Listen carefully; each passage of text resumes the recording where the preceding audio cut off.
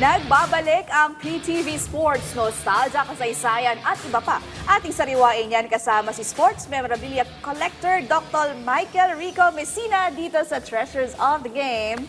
Good morning, Doc. Doctor. Ang ating favorite Yes. memorabilia collector and resident, host. Co-host. Every Wednesday dito sa Treasures of the Game. Pero syempre, fire away na ano po ba yung una nating memorabilia? Yes, Item. for today. So una, good morning Teammate Meg, Teammate Sheila, tsaka good morning sa lahat ng mga nanonood sa atin dito sa Treasures of the Game.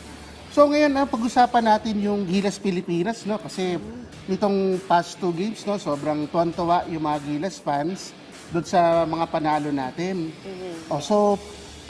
Itong papakita nating unang mga items ay galing doon sa kung saan nagsimula yung journey nila this year. Di ba, nag-practice game tayo against yung Macau Black Bears. So, nabigyan tayo ng opportunity ni SVP under kay Executive Director Erica D na makapunta doon mismo sa malapit sa locker room.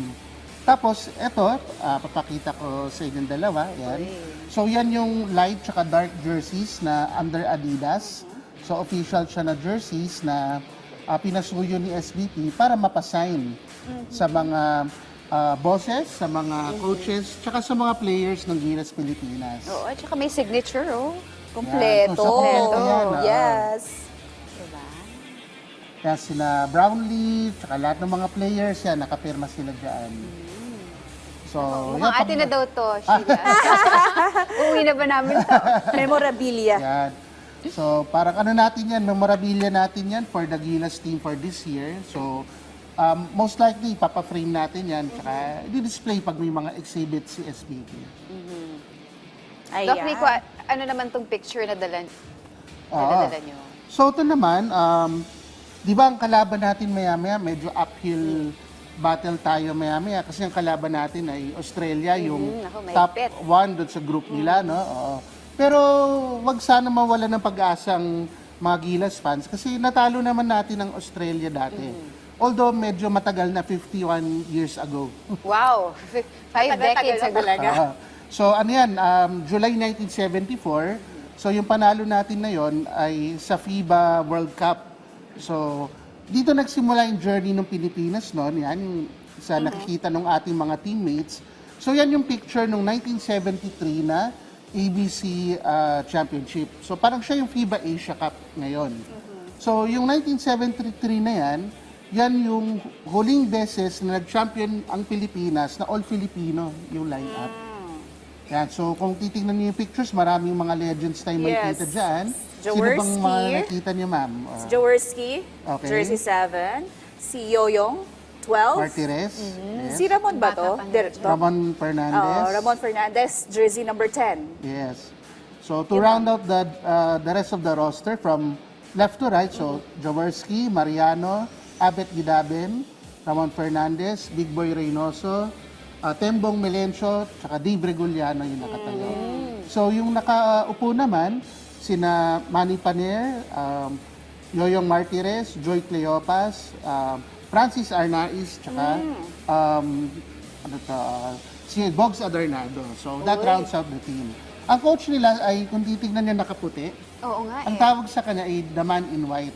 The man in white. Pero Siya talagang si naka-white Coach? sila pag nagko-coach. So siya si Coach Tito Tito. Eduque, Valentin Tito Okay. Eduque.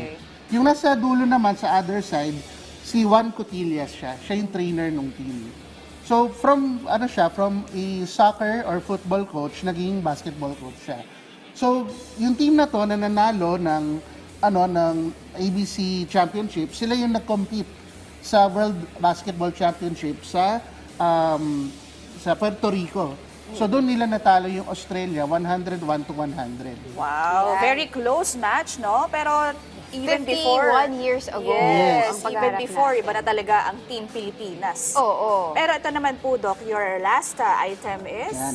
So related dito sa picture na ito, yan yung actual medal na napanalunan nitong team na ito. So that's the actual gold medal. Buksan ko, Doc, ha? Sige.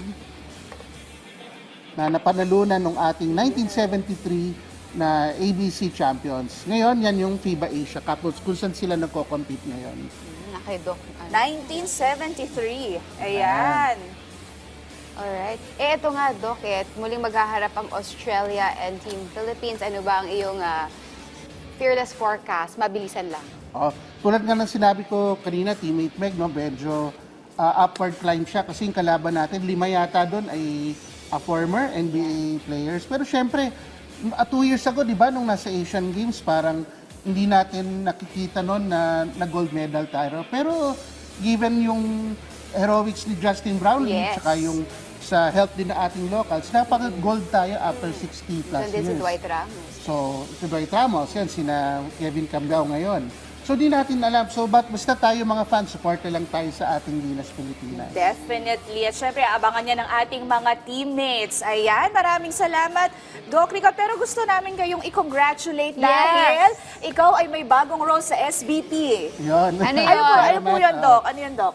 So, ako hinirang ng SBP bilang representative for historical projects. So, pag may mga historical exhibits, pag nakailangan ng mga memorabilia or kailangan ng mga talks, so ako yung hugutin ng Yan. SBP para tumulong para sa ganyang mga activities. Congratulations! It's truly an honor na kasama Yes. namin kayo every Wednesday dito sa PTV Sports. Ayan. Samantala, teammates, kailangan na natin magpaalam. Kapos na kapos ang ating oras. Kaya naman, anywhere, everywhere, mapapanood nyo na kami. Tunghayan ang aming programa sa free-to-air channel PTV4, digital channel for the box channel 12, TV Plus channel 4 at sa Sky Cable channel 29.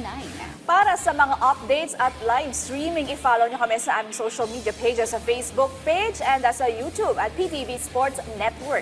Subaybayan nyo rin ang lineup na inilatag namin sa PTV Sports mula 8 a.m. to 10 p.m.